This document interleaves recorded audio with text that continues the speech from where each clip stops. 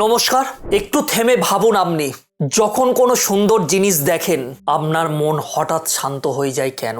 সৌন্দর্য কি শুধু চোখের আনন্দ, নাকি সৌন্দর্যের ভেতরে এমন কিছু আছে যা আমাদের আত্মাকে স্পর্শ করে? আজ আমি আপনাদের এমন এক বিদ্যার কথা বলবো যেখানে সৌন্দর্য কোনো ভোগ নয়, সৌন্দর্য নিজেই ব্রহ্ম উপলব্ধির পথ। আর এই বিদ্যাই হলো দশমহাবিদ্যার তৃতীয় বিদ্যা, মা ত্রিপুরা সুন্দরী, যিনি ষোড়শীর নামেও পরিচিতি।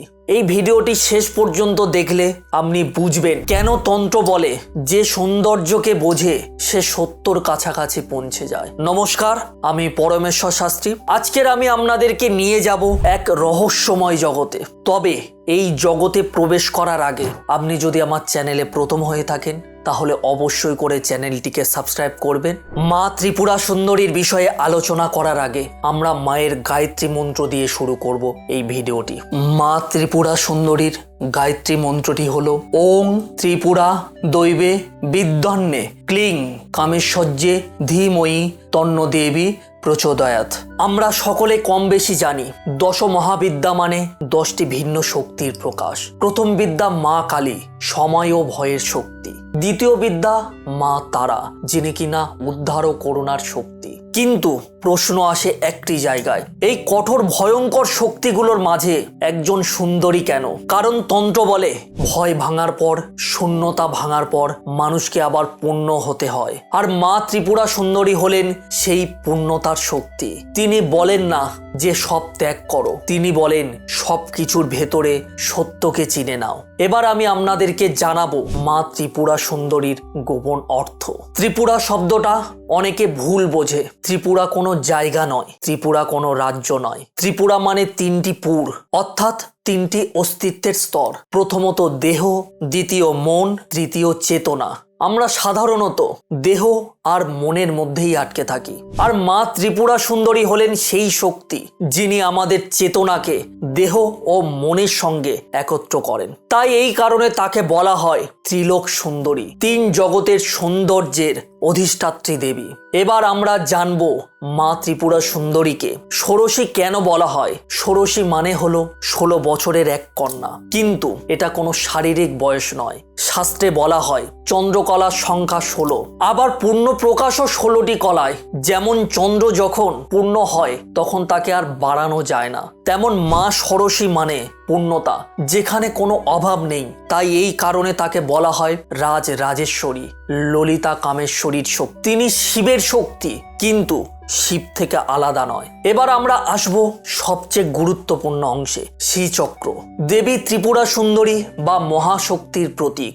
অনেকেই এই শ্রী যন্ত্রকে সাজের জিনিস ভাবে, তবে এটা অনেক বড় ভুল। শ্রীচক্র মানে পুরো ব্রহ্মাণ্ডের আধ্যাত্মিক নকশা। এর মধ্যে আছে 9টি ত্রিভুজ এবং 43টি উপত্রিভুজ, আর একেবারে কেন্দ্রে একটি বিন্দু।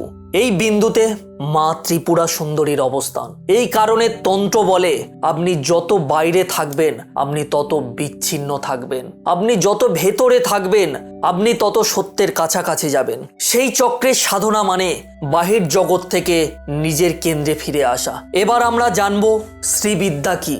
শ্রীবিদ্যা হলো হিন্দু তান্ত্রিক দর্শনের একটি গুরুত্বপূর্ণ উপাসনা বা পদ্ধতি, যেখানে মা ত্রিপুরা সুন্দরীর বা আদ্যা শক্তিকে জ্ঞান ও শক্তির উৎস হিসাবে পূজা করা হয়। অনেকেই মনে করেন শ্রীবিদ্যা মানে ভোগের তন্ত্র।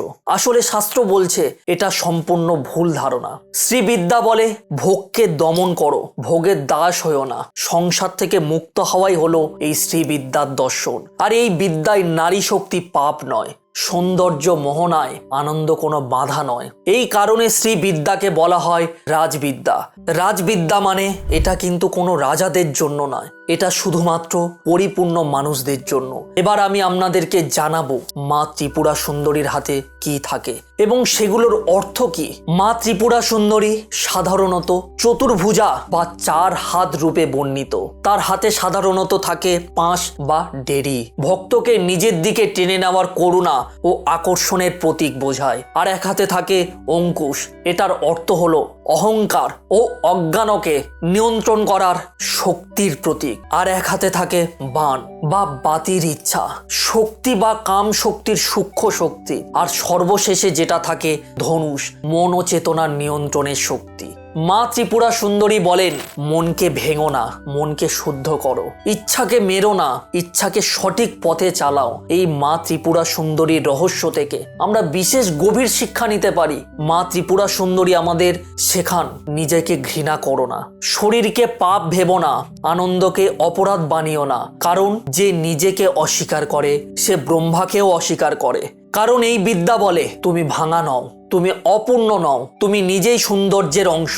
এই মা ত্রিপুরা সুন্দরীর যে রহস্য, তার মধ্যে সবচেয়ে গুরুত্বপূর্ণ সতর্কতা কিছু রয়েছে। এই ভিডিওটি শুধু জ্ঞানমূলক ভাবে মনে রাখবেন, শ্রীবিদ্যা কোনো খেলনা নয়। মা ত্রিপুরা সুন্দরীর সাধনা কোনো গুরু ছাড়া করা উচিতই নয়। বিশেষ করে ইন্টারনেট দেখে মন্ত্র বা তন্ত্র করা শাস্ত্রসম্মত নয়। আপনি জ্ঞান সঞ্চয় করতে পারেন অনেক জায়গা থেকে, কিন্তু অহংকার নয়। আপনাদের সঙ্গে আমার কিছু অভিজ্ঞতা আমি শেয়ার করব। আমার মনে হয় যেখানে মা কালী আমাদেরকে ভয় কাটান, মা তারা আমাদের যেখানে পথ দেখান, সেখানে মা ত্রিপুরা সুন্দরী কিন্তু আমাদের পুণ্য করেন। মা ত্রিপুরা সুন্দরী বলেন, তুমি যা খুঁজছো তোমার ভেতরেই রয়েছে। এই উপলব্ধিই কিন্তু মা দশমহাবিদ্যার তৃতীয় দশমহাবিদ্যা। এই দশমহাবিদ্যা বিষয়ে আমি আপনাদেরকে জানানোর চেষ্টা করেছি, যতটুকু আমি জ্ঞান অর্জন করেছি বা যতটুকু আমি জানি না কতটুকু আমি আপনাদেরকে জানাতে পারলাম। তবে যদি এই ভিডিওটি আপনার মনে নতুন আলো জ্বালায়, তাহলে এই ভিডিওটিতে অবশ্যই একটি লাইক করুন এবং শেয়ার করুন, এবং এমন আধ্যাত্মিক আলোচনার জন্য চ্যানেলটিকে সাবস্ক্রাইব করে রাখুন। আমরা ধীরে ধীরে এগিয়ে যাব আধ্যাত্মিক জগতে রহস্যের পথে, সবাই একসাথে। অবশ্যই করে কমেন্টে লিখুন জয় মা ত্রিপুরা সুন্দরী। সবাই ভালো থাকবেন, দেখা হবে পরের ভিডিওতে। ওম নমঃ শিবায়।